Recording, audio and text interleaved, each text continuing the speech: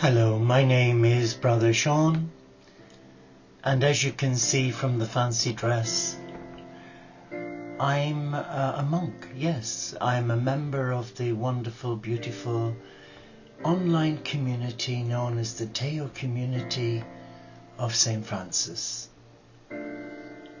As a community, we embrace all faiths, all lifestyles, all abilities, disabilities. And our community room is Livestream, virtual TV channel.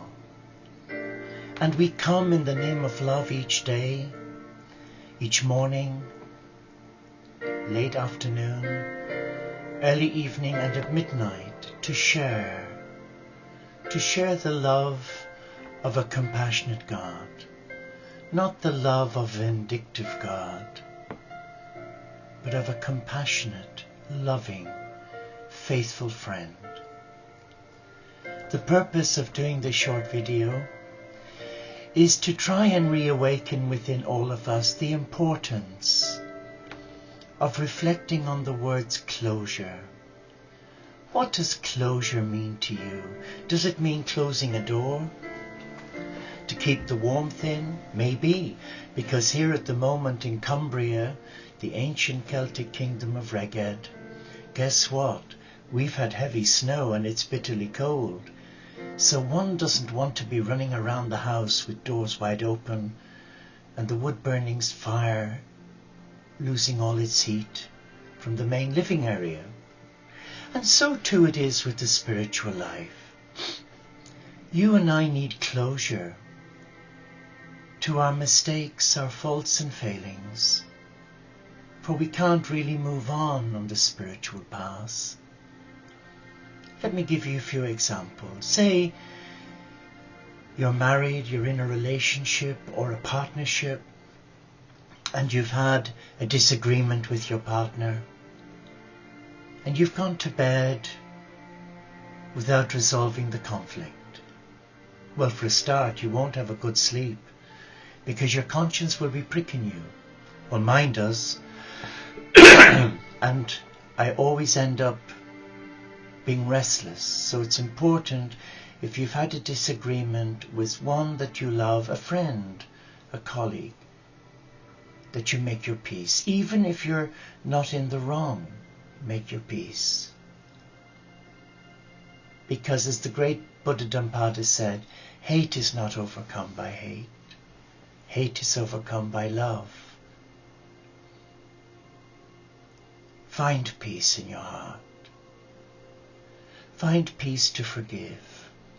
But you know, growing up in Ireland, I got so used to a lot of the Irish sayings which were wonderful. And one of them is, I'll forgive you, but I'll never forget you. Or I forgive what you did to me, but I'll never forget you for doing it. Is that forgiveness? I don't think so. That forgiveness is conditional, meaning to forgive is to forget.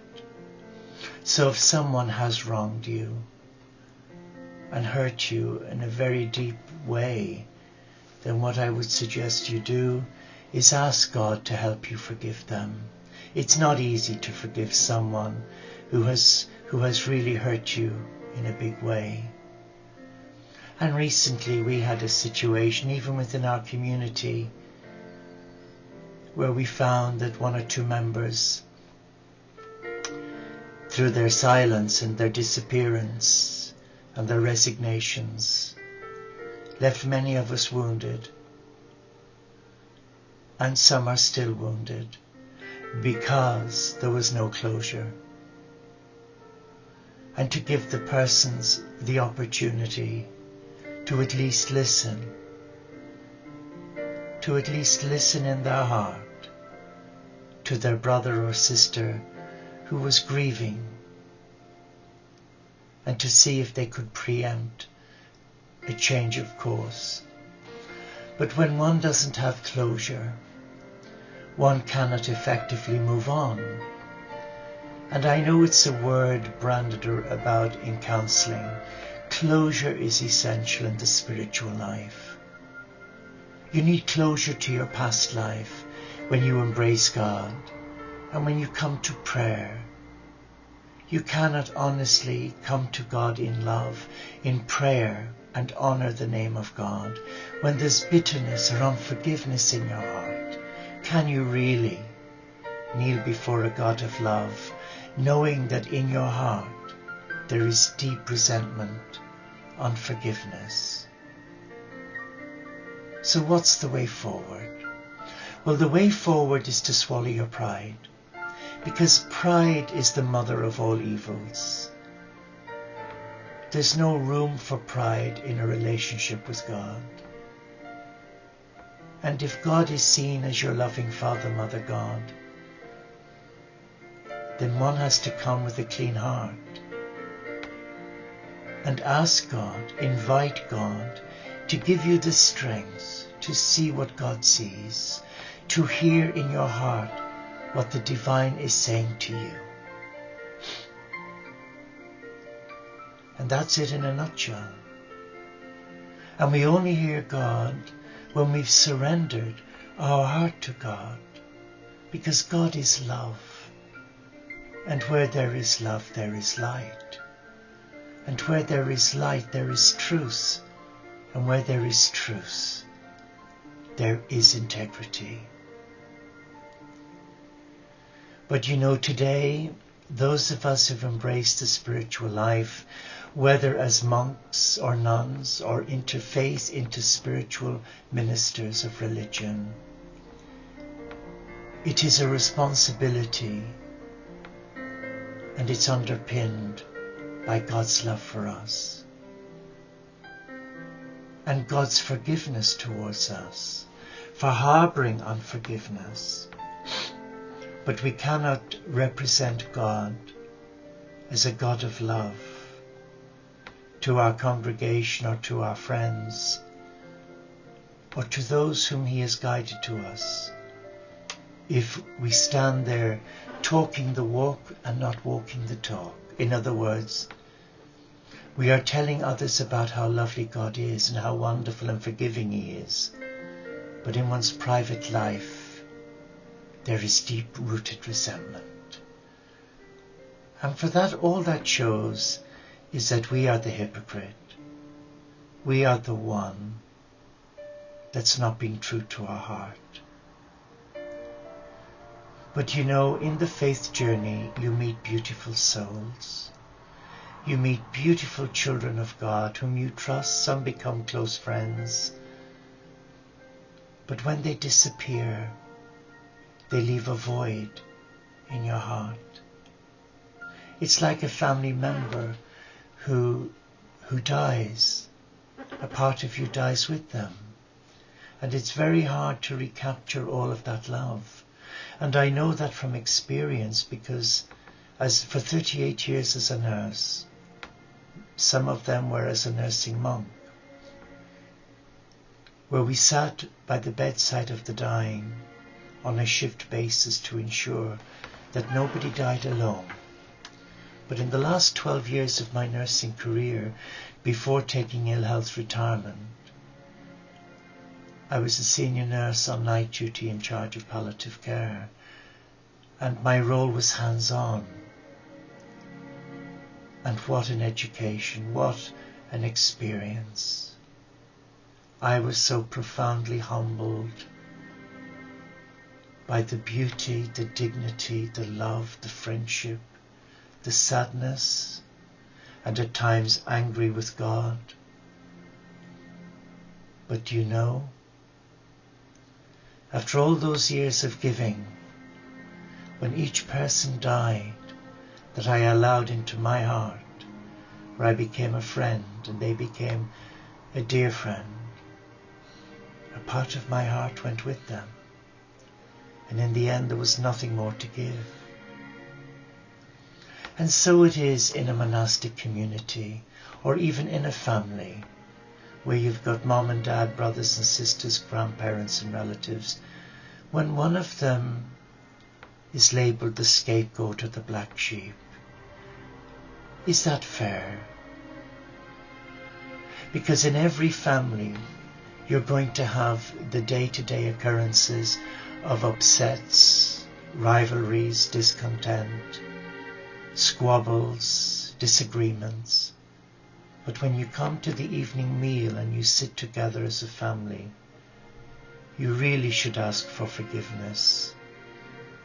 Because some individuals find it hard to forgive and to ask for forgiveness. So make it easy for them, even though they're at fault. Say you're sorry. For that releases an incredible force of love within you. It severs any karmic attachment or control that they may have on you when you bless them and forgive them. So if you're watching this and I've struck a chord with you, it's not been done maliciously, it's been done in love. And Jesus said, greater love than this has no man, than he lays down his life for his friends. And he says, I call you my friend, if you do the will of him who sent me. And we can only say we've done the will of God when we've put on the mindset of God, and where we don't engage in idle gossip, a gossip that can actually slander the good name of another, or where we become unchristian, as I've been in the past, uncharitable. But at the end of each day we have what we call an examen of conscience, where we go over the day. And if we can't find anything, we ask God to show us where we could have done better. And if it comes to light that we have been really unforgiving or uncharitable, then we have a duty of care to our soul and the soul of our friend, and ask for forgiveness.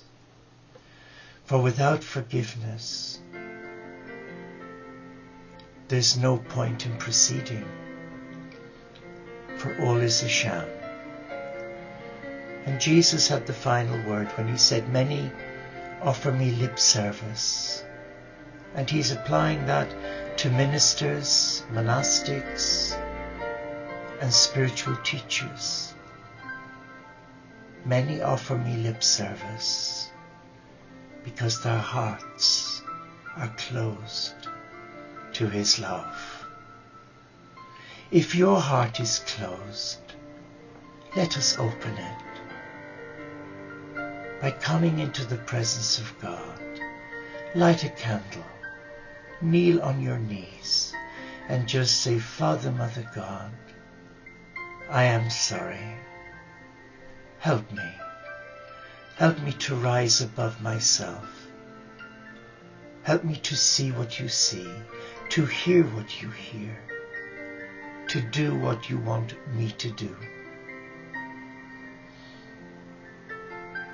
So closure is closing the door to our resentments, our fears, our negativities, our low self-worth, low self-esteem, to our ego, and coming into the presence of love.